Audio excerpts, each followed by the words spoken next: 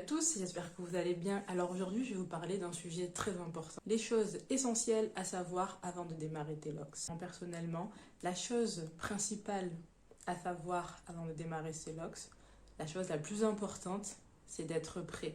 Si tu n'es pas prêt et que tu veux t'aventurer dans l'aventure logs, tu vas mal commencer. Parce qu'il ne faut pas faire des logs pour ressembler à quelqu'un ou parce que tu as vu que cette coiffure allait bien à la voisine. Il faut faire des locks pour toi. Si tu es prêt à démarrer cette aventure, il faut être sûr à 100% parce que tu vas peut-être démarrer les locks et au bout de, allez, 2 mois, 3 mois, selon la méthode que tu auras utilisée, si tes locks n'ont pas pris, ça va te saouler, tu vas vouloir les couper ou tu vas vouloir les défaire.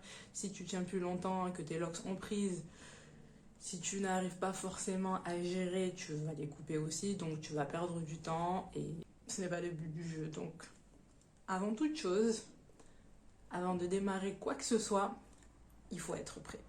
Selon moi, la deuxième chose à savoir, si tu es prêt et que tu es motivé à démarrer l'aventure, la deuxième chose à savoir, avec quelle méthode tu vas démarrer tes locks.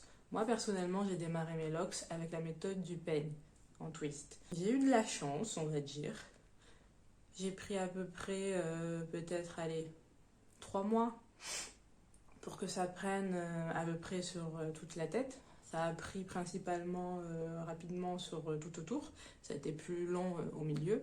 Mais j'ai eu de la chance, ça a pris à peu près 3 mois. Alors que d'autres personnes, le processus peut être plus long. Moi, j'ai commencé avec cette technique-là, mais c'est pas forcément la technique qui est bon pour toi.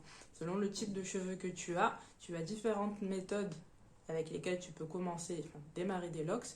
Donc c'est à toi de bien étudier, de bien réfléchir avec quelle méthode tu veux commencer. Il y a la technique du peigne comme moi, il y a la technique avec le crochet, que ce soit le crochet lambda ou le crochet aiguille, du broderie. Après tu peux démarrer des locks en faisant des nattes, en faisant des vanilles.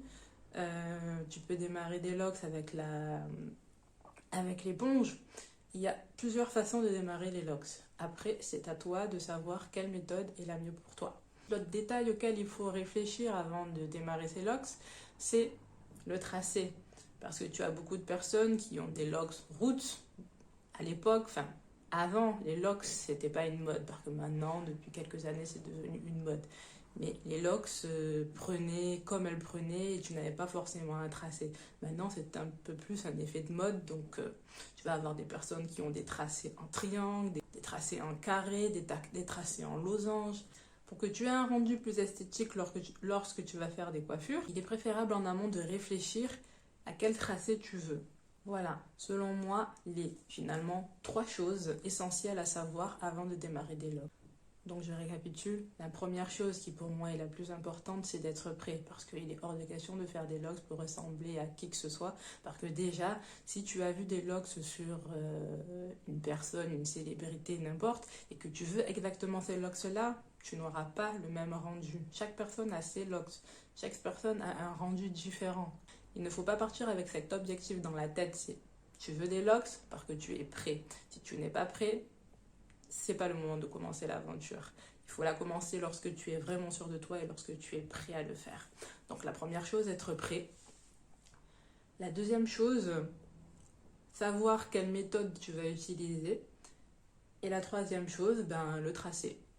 Après, tu peux le mettre peut-être en deuxième position, mais en tout cas, c'est ces 3 choses-là qui sont essentielles à savoir avant de démarrer des locks. Si tu n'es pas abonné, je t'invite à le faire. J'aimerais qu'on soit un petit peu plus nombreux parce que j'ai un making-of de ma première vidéo de présentation que j'aimerais sortir, mais j'attends d'avoir quand même un petit peu plus de personnes.